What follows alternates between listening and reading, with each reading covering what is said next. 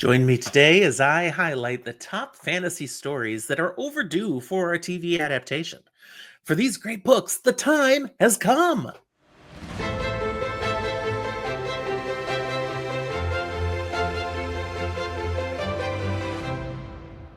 Welcome to Fantasy for the Ages, the show where a father and son talk about fantasy, science fiction, horror, and other nerdy things we enjoy.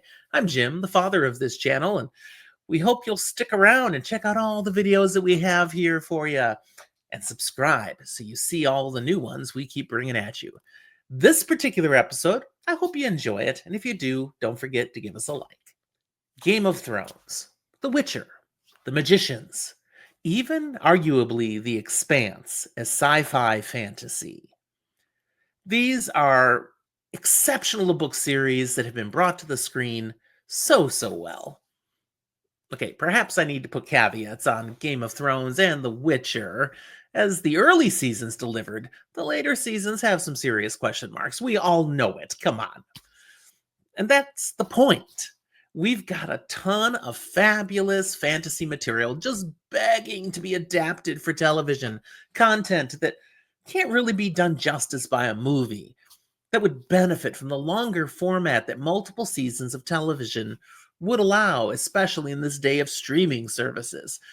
But adaptations are treacherous ground, and the fandom, well, they're very picky. The fans love their books and are eager to see their favorites adapted for TV. But shift too far from the source material and you risk the base turning against you, petitioning to burn it all down. And put the writing into the hands of people who know television but do not understand or even know the books, and you end up with a complete disaster. Game of Thrones literally crashed and burned when it ran out of source material. The Witcher gets quite dicey when it departed too far from the books, even ending up having to part ways with Henry Cavill, literally over the issue of straying too far from the source material. In some adaptations, they failed to run their course, or are still struggling to find a firm following, in great part because they have chosen to stray from the source material, with showrunners, producers, and or the writers believing they can improve on the original plot, the original characters, the original themes, making it better for television or more appropriate for a current modern audience. Here's some examples, ones that, nope, it didn't work out, or are still struggling to try.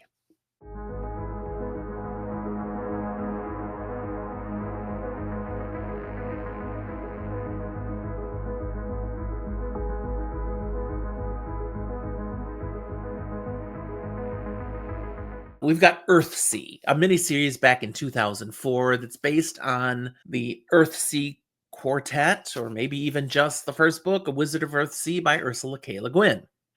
Did not work.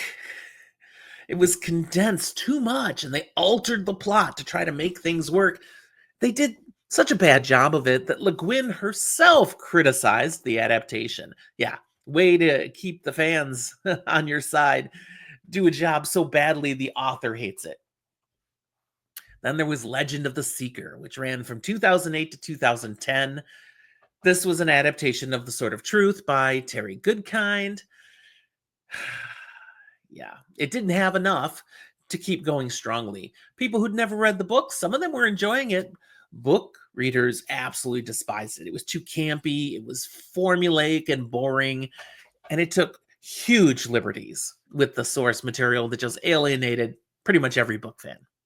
And you got the Shannara Chronicles, which I almost vomited my mouth over. Ran from 2016 to 2017, and I was so excited it was coming to the screen. This is an adaptation of the Shannara series by Terry Brooks, trying to really focus on the first 3 books in some degree. It was an MTV. I should have stopped right there. MTV? MTV?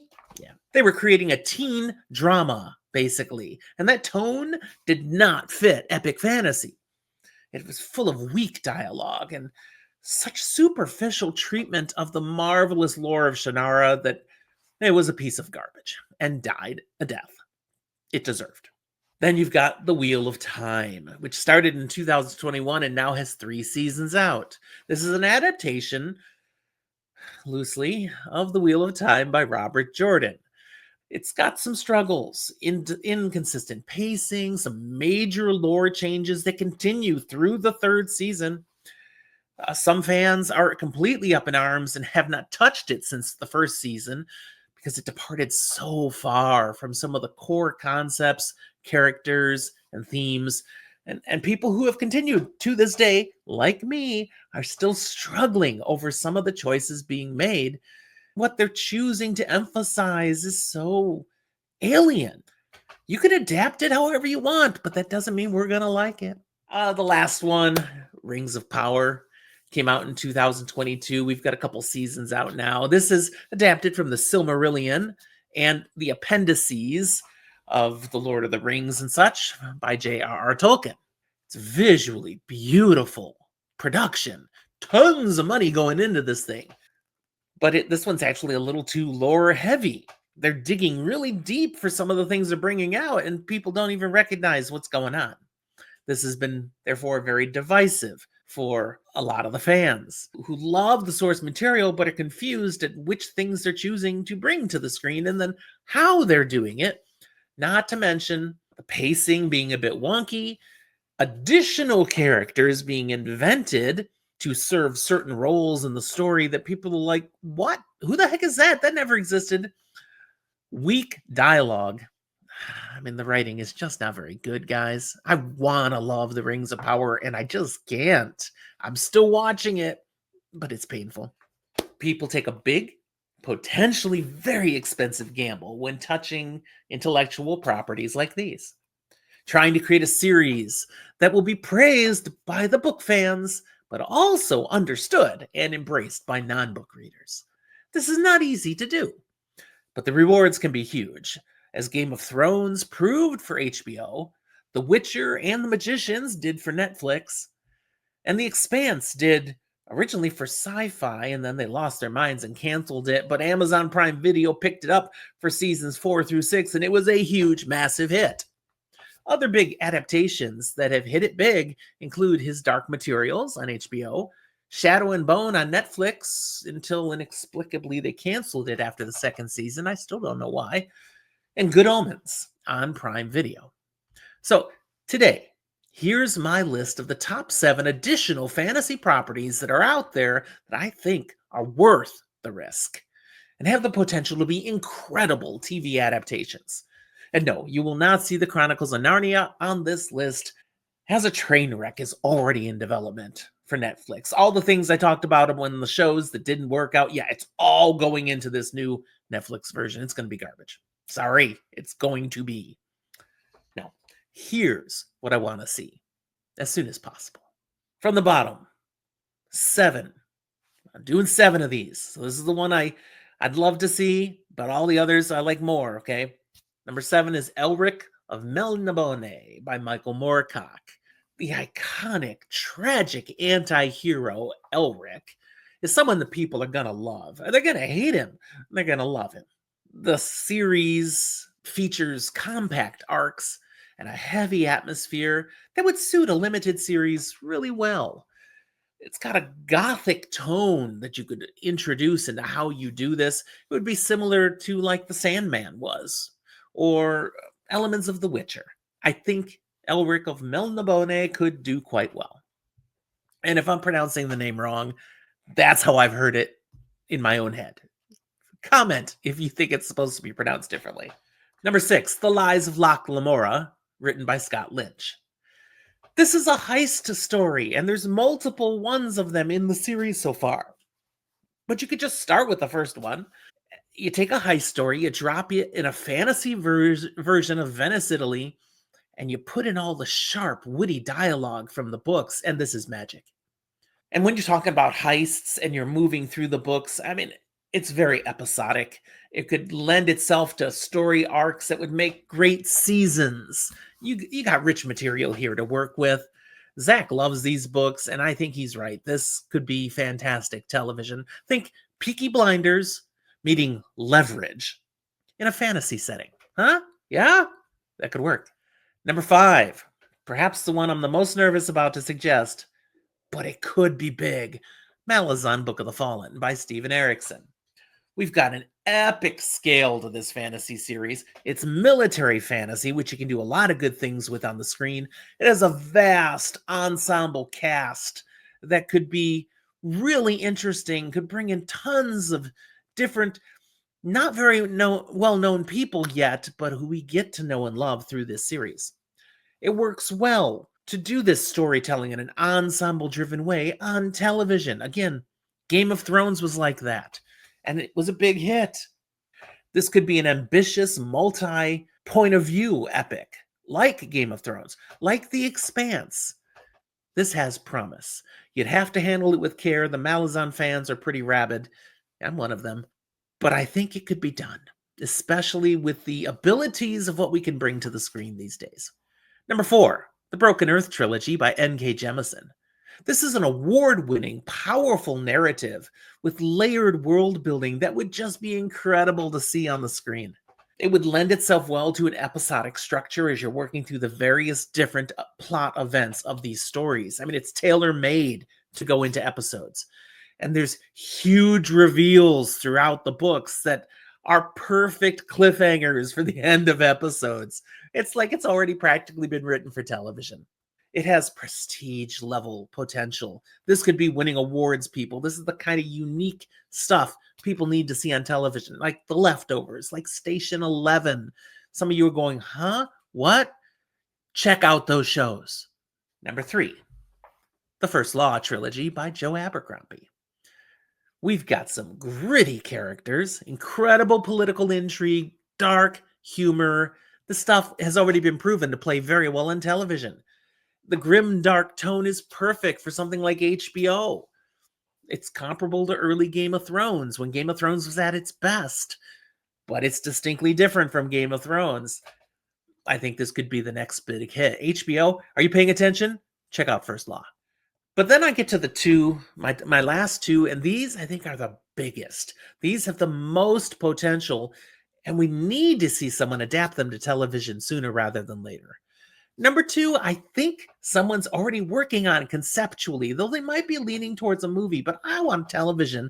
I'm talking about Mistborn by Brandon Sanderson. It's perfect for TV.